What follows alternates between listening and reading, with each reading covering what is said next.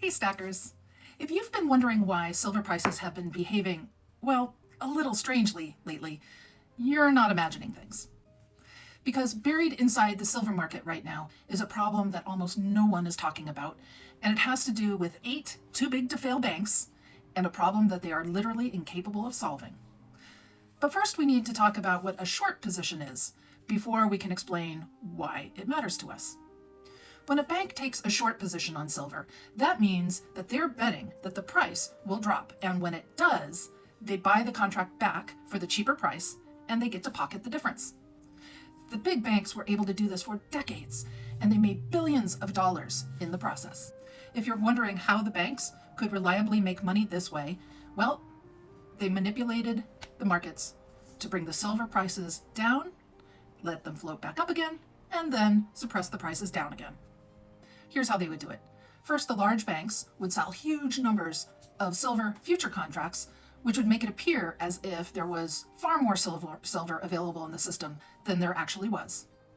Then the big banks would literally trade with each other to create the appearance that there was a lot of market selling going on between a lot of different players, when in fact only a handful of players were involved. This kind of concentrated activity also would push prices lower. Then, using these two tactics at key moments throughout the day, the banks would be able to drive silver prices down just enough that they could buy back some of their short positions at a profit. And when that process is repeated over years across thousands of contracts, those small wins added up to billions of dollars.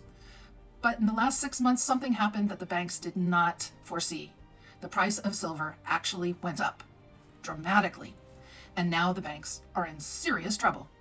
Why? Because the banks never actually deposited any silver into the COMEX vaults to cover their short positions as they were obligated to do. And now, 8 of the largest banks in the world are holding short positions in silver to the tune of around 240 million ounces. If you've been following any of my videos recently, you would know that the COMEX vault only has about 81 million ounces available for delivery. That means the banks have shorted almost 3 times more silver than they actually have. Of course, a bank doesn't have to sell a short position that's underwater by supplying physical silver to the buyer. They can also sell it for cash. To give you an example, in real-world dollar terms, let's say a bank opened a short position when silver was trading at $50 an ounce. If they now have to close that position with silver at today's $85 an ounce, they will lose $35 on every ounce. And since a single silver futures contract represents 5,000 ounces, closing just one contract at that price means that they would take a loss of about $175,000.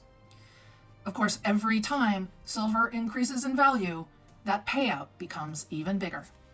So understandably, these 8 banks are pulling out all the stops to suppress silver prices so they can sell off their short positions without going bankrupt in the process. Will this cycle of price manipulation never end? Tomorrow, I'll show you what the COMEX would have to do to clean up this mess, and why those of us stacking silver right now may end up becoming the biggest winners after all.